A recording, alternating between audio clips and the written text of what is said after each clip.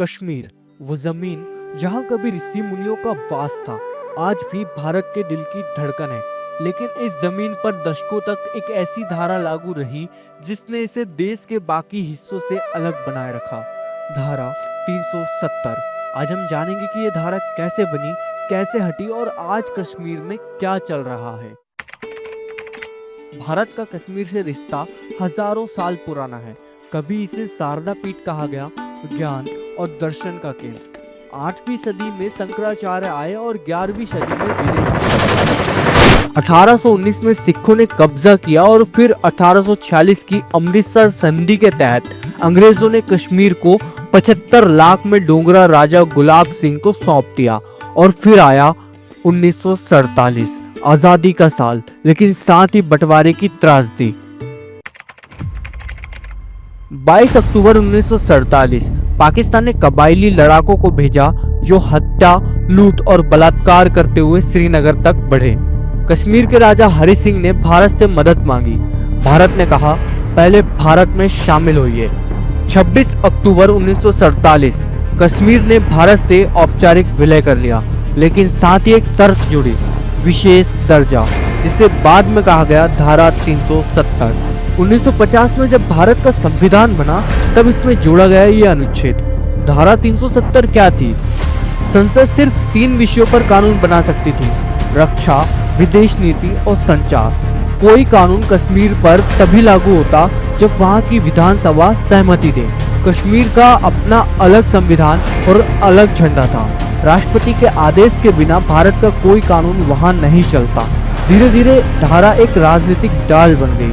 अलगाववादी ताकतों को ताकत मिलती रही।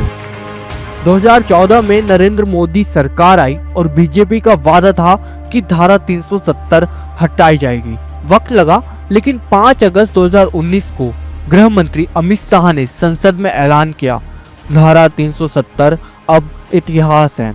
कैसे हटी? राष्ट्रपति ने 370(3) के तहत आदेश जारी किया। जम्मू कश्मीर विशेष दर्जा खत्म। राज्य को 2 केंद्र शासित प्रदेशों में बांटा गया, जम्मू कश्मीर और लद्दाख। यह फैसला शांत नहीं था। सुरक्षा के लिहाज से इंटरनेट, मोबाइल नेटवर्क बंद कर दिए गए। कुछ नेताओं को नजरबंद किया गया। अब जम्मू कश्मीर में भी भारतीय संविधान पूरी तरह लागू है। आरटीआई, आरटीई, दलित अधिकार जैसे कानून वहां भी लागू हुए। महिलाओं को बराबरी के अधिकार मिले। दलित पिछड़ा वर्ग और आरक्षण का हक मिला। निवेश आने लगा। रोड, टूरिज्म और शिक्षा पर फोकस बढ़ा। 2023 में कश्मीर ने 2 करोड़ से ज्यादा टूरिस्ट देखे, एक रिकॉर्ड बना। लेकिन क्या सब कुछ ठीक है? नहीं, चुनौतियां अब भी जिंदा है। आतंकवाद पूरी तरह खत्म नहीं हुआ है।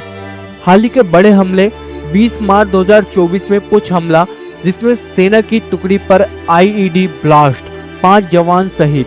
12 अप्रैल 2024 को अनंतनाग फायरिंग, सीआरपीएफ की नाका पार्टी पर फायरिंग, 3 घायल। 3 मई 2024 सोपिया मुठभेड़, 2 आतंकवादी ढेर, 1 जवान शहीद। हाल ही का 22 अप्रैल 2025 को पहलगाम हमला, इंसानियत को झकझोर देने वाला दिन। जम्मू कश्मीर के अनंतनाग जिले में बैसरन घाटी, जिसे मिनी स्विट्जरलैंड कहा जाता है, वहां 4 पाकिस्तानी आतंकियों ने 26 हिंदू पर्यटकों की निर्दय हत्या कर दी और 17 से अधिक घायल हुए। आतंकी संगठन टीआरएफ, लश्कर-ए-तैयबा की शाखा ने जिम्मेदारी ली। हमलावरों ने नाम और धर्म पूछकर चुन चुनकर हिंदू पुरुषों को निशाना बनाया। कलमा पढ़ने को कहा गया, जो नहीं पढ़ पाए उन्हें करीब से गोली मारी गई। कुछ को पैंट उतरवाकर खतरनाक जांच की गई।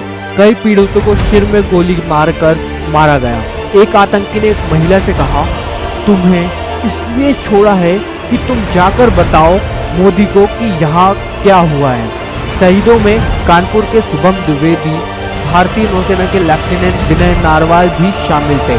स्थानीय शिया मुस्लिम सैयद आदिल हुसैन शाह ने एक आतंकी से राइफल छीनने की कोशिश की और वे शहीद हो गए। स्थानीय टट्टू संचालकों ने घायलों को टट्टू और स्ट्रेचर में बचाया। इंसानियत जिंदा थी। हमलावरों ने बॉडी कैमरा से नरसंहार रिकॉर्ड किया ताकि डर फैलाया जा सके। ऑपरेशन सिंदूर, जवाब का आगाज।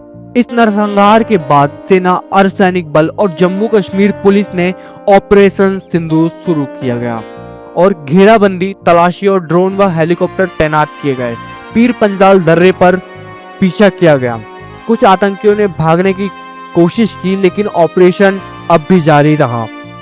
यह सिर्फ एक जवाब नहीं बल्कि एक संदेश है। अब भारत चुप नहीं बैठेगा। 370 हटने के बाद अभी तक विधानसभा चुनाव नहीं हुए। कई पुराने नेता खुद को साइडलाइन महसूस करते हैं। कुछ युवा खुद को राजनीतिक रूप से असहाय मानते हैं, लेकिन साथ ही एक नई पीढ़ी भी सामने आ रही है जो बदलाव चाहती है, शिक्षा चाहती है, रोजगार और चैन की नींद चाहती है। धारा 370 हटाना एक साहसी और ऐतिहासिक फैसला था।